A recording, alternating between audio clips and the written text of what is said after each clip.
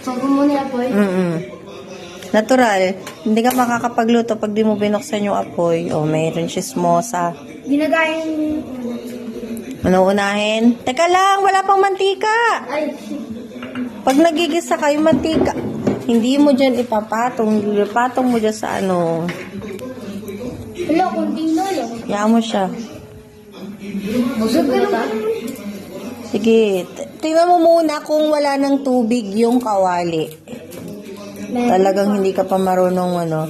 Titingnan mo muna yan. Ayan, kagaya niyan. Tutuyuin mo muna yan. Okay. Ayan pa, meron pa mga tubig.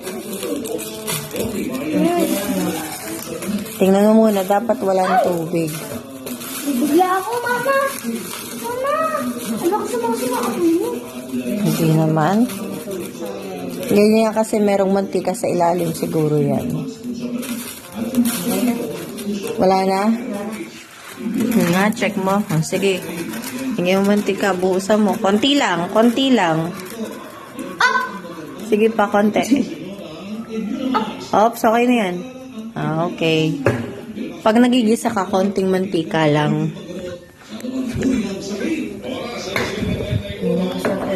Ibalik mo yan doon sa pinagkuhanan mo. Nandito assistant ko. Yung assistant mo, may dalang ano eh. Yung remote kasi nandun lang dapat yan eh. Sabi ko na ito. Tingnan mo muna kung ano na, mainit na yung mantika. Okay na? Unahin mo yung luya. Loya. Yeah.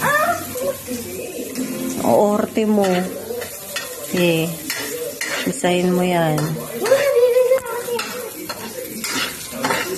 Tutunog na yun. Okay, makikita mo yan pag ano, Parang fries. pag naluluto na. Ayan. Medyo bibili na siya. Kaya maamoy mo naman yung pagka ano, luto na. Gi.